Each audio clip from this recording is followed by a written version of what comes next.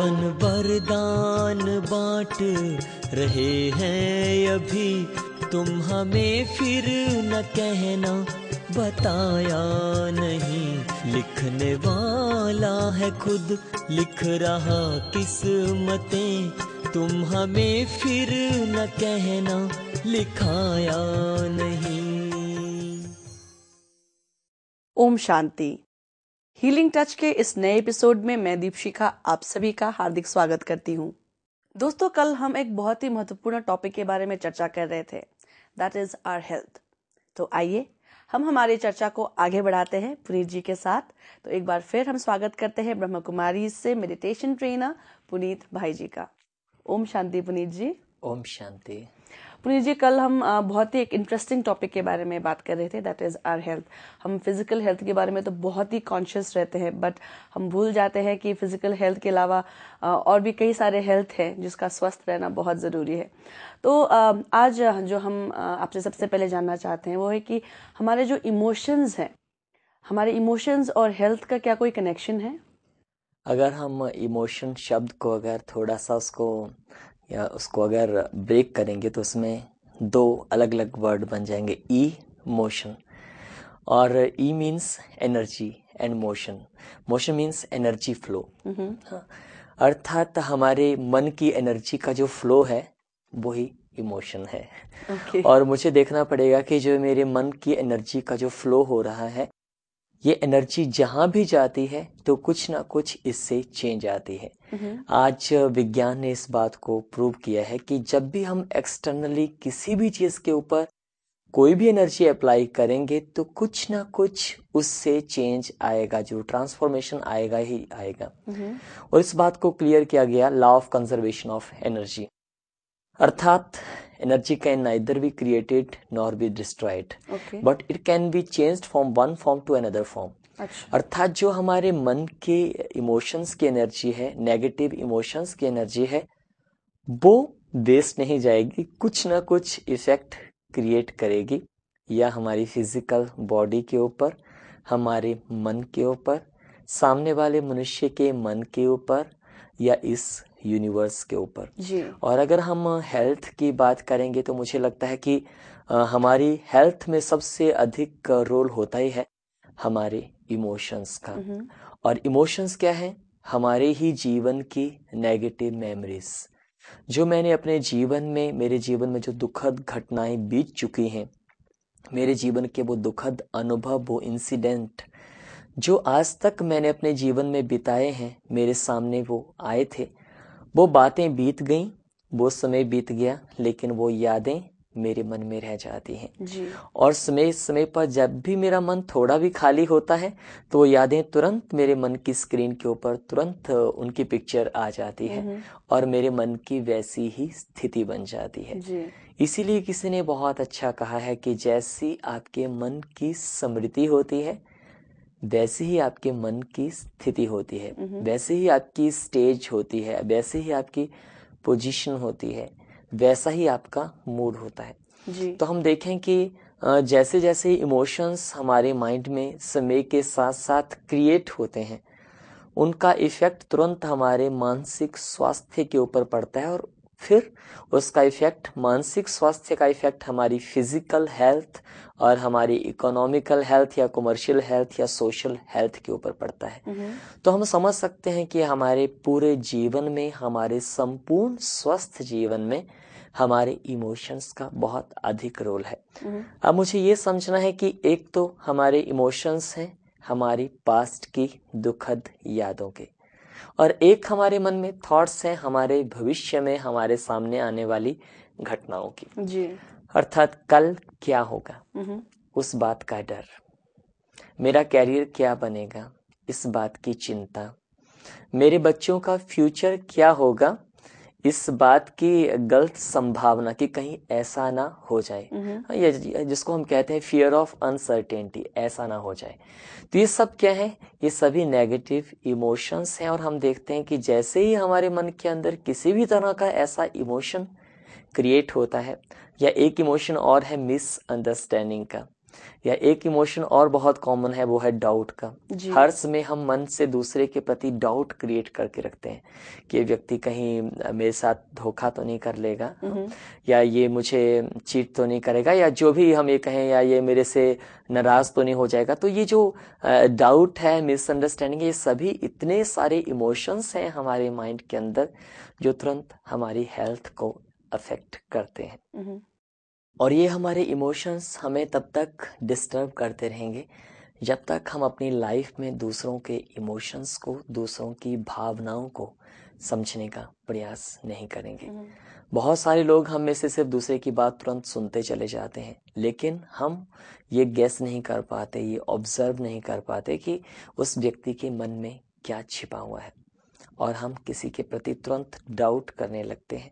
और अक्सर करके आज हम देखते हैं कि बहुत सारे ऐसे परिवार हैं जो पूरी तरह से संपन्न हैं, ना धन की कमी है, ना साधनों की कमी है, सुविधाओं की कमी भी नहीं है, लेकिन एक मिसअंडरस्टैंडिंग के कारण परिवार में कोई भी छोटी सी बात क्रिएट हुई, और छोटी सी बात, छोटा सा कंफ्यूजन, छोटी सी मिसअंडरस्टैंडिंग घर में इतना बड़ा विकराल रूप धारण कर लेती है।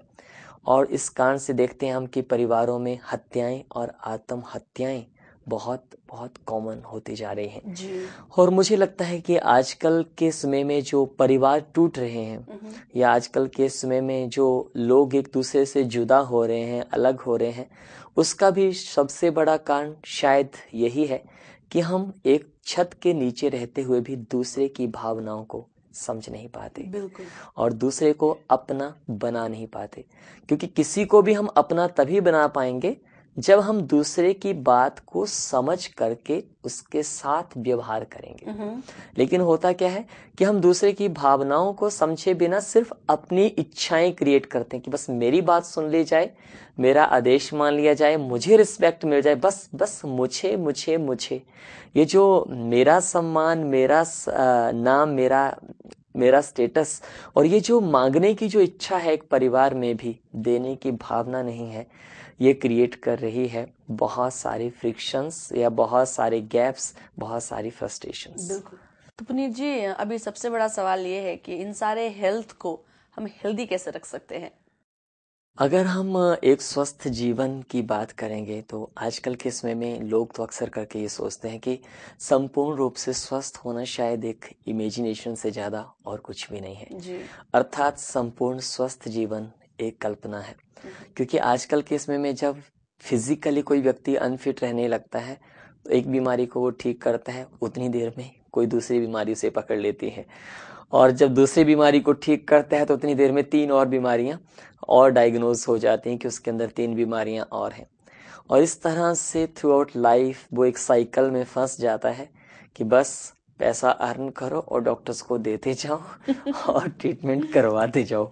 शायद इसी में उसका सारा जीवन बीत जाता है। और अल्टीमेटली या कभी कभी ऐसा भी होता है कि जब व्यक्ति बहुत अधिक बीमार रहने लगता है तो सोचता है कि छोड़ो डॉक्टरों के पास जाना, अब तो बस ड्रग्स लेना शुरू कर दो और जितना जिएंगे आराम से जिएंगे। और मुझे ऐसे बहुत सारे पेशेंट मिलते हैं।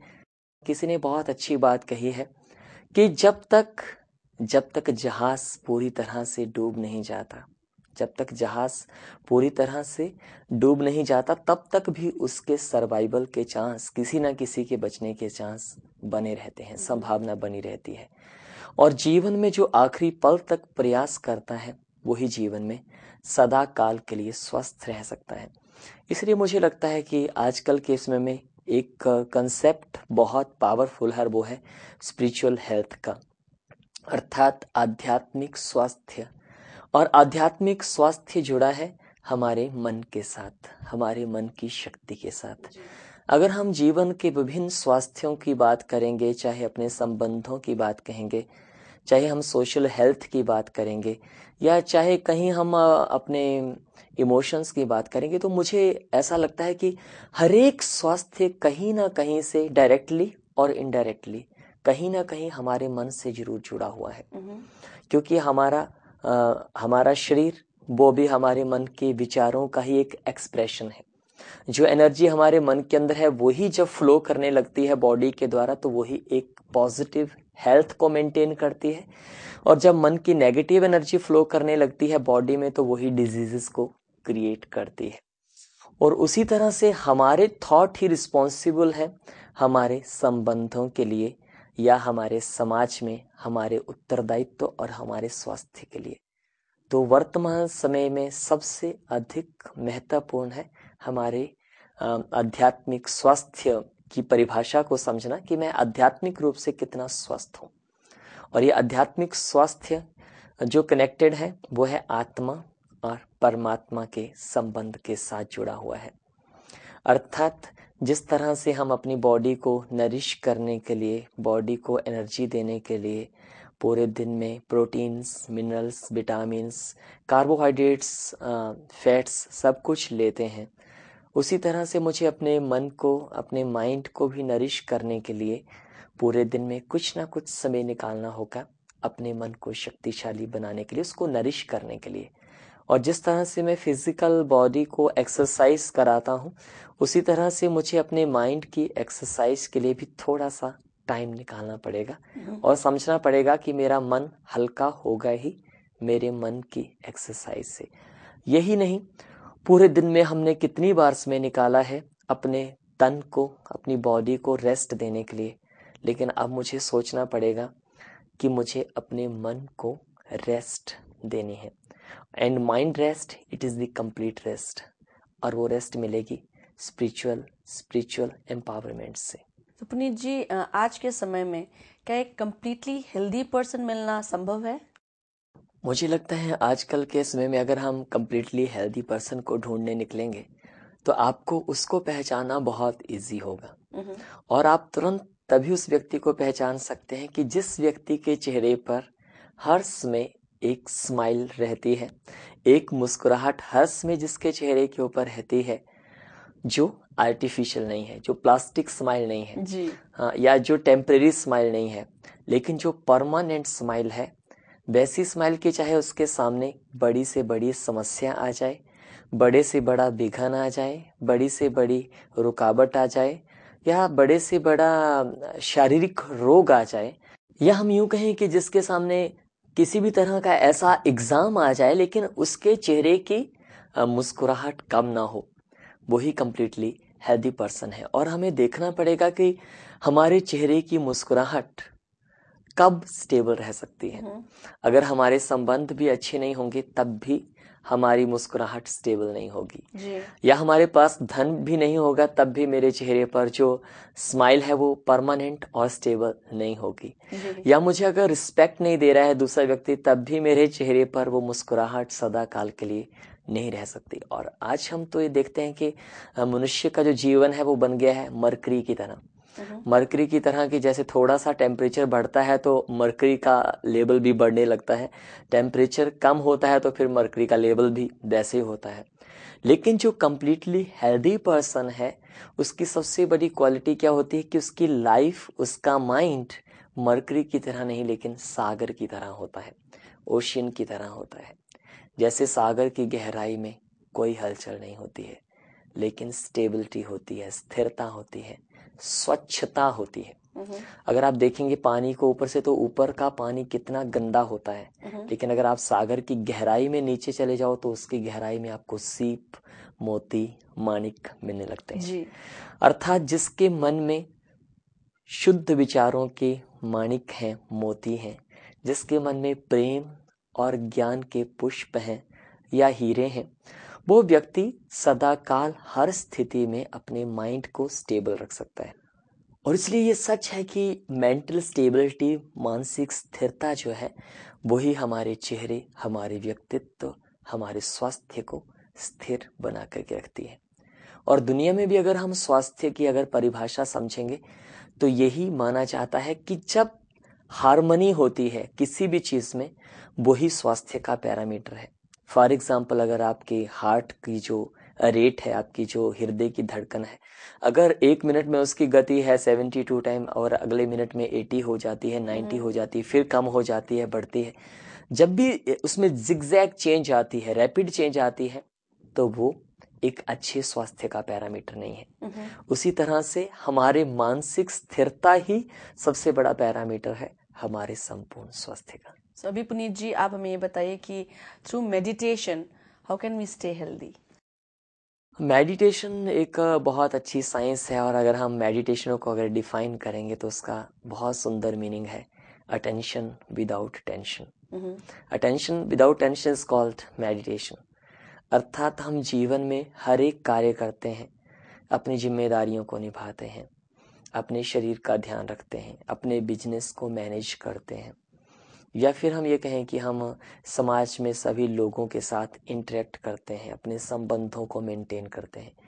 लेकिन वो सब कुछ मेंटेन करने के बाद, सब कार्य करने के बाद भी मेरे मन में अगर ये थॉट रहता है कि आई एम नॉट रिस्पॉन्सिबल, मैं कुछ नहीं कर रहा हूँ, भगवान मुझसे करवा रहा है।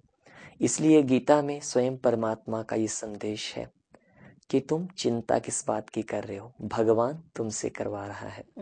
हम अपने जीवन में उसी समय अपना स्वास्थ्य खो देते हैं जब हम अपने ऊपर चिंताओं का बोझ रख लेते हैं, जब हम अपने जीवन में डरने लगते हैं कि मुझे करना पड़ेगा या मेरे को ही ये सब कुछ मैनेज करना पड़ेगा। इसलिए आज से मैं अपने सभी दर्शकों से निवेदन कर रहा हूँ कि सुंदर सा थॉट अप्लाई कर दें अपने जीवन में। अपनी आंखें बंद करके लंबा गहरा सांस लें और अपनी नज़र पूरी तरह से कंसंट्रेट करके स्क्रीन के ऊपर टिकाएं। अपने आप से बात करें कि मैं सिर्फ निमित्त मात्र हूं, अर्थात मैं कर्महार हूं, कर्म करने वाला हूं, लेकिन स्वयं परमात्मा शिव, स्वयं भोलेनाथ मुझसे ये महान कार्य करवा रहे हैं। स्वयं परमात्मा ने मुझे संसार में सबकी सेवा के लिए भेजा है, वो मुझसे करवा रहा है। इसलिए मुझे किसी भी बात की चिंता अथवा भय नहीं है।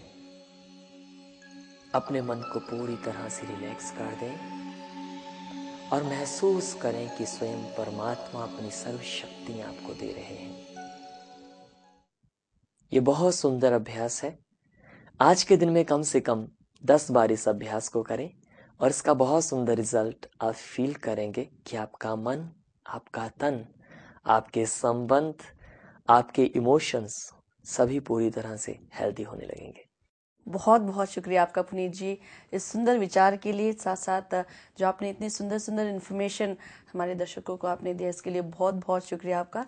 तो कल पुनीत जी हम एक और महत्वपूर्ण टॉपिक के बारे में चर्चा करेंगे, वो है स्ट्रेस। आजकल हर किसी को स्ट्रेस की प्रॉब्लम है, तो इससे हम कैसे बच सकते हैं ये हम आपसे जानना चाहेंगे कल। आज के लिए बहुत बहुत शुक्रिया आपका। ओम शांति। ओम शांति। तो दोस्तों आज हमने बात की हेल्थ के बारे में, तो आपको कैसा लगा? जो इन्फॉर्मेशन हम आपको दे रहे हैं इससे आपको कितना फायदा हो रहा है, जरूर आप हमें लिख के भेजिएगा। हमारा ईमेल आईडी है healingtouch@spiritualhealingtouch.com। तो दोस्तों कल फिर से हाजिर हो जाऊंगी मैं दीपशिखा लेकर आप सभी का अपना कार्यक्रम हीलिंग टच। तो देखना बिल्कुल मत भूलिएगा इसी चैनल पर, इसी समय पर। तब तक के लिए मुझे इजाजत दीजिए and do not forget, keep in touch with healing touch. ओम शांति।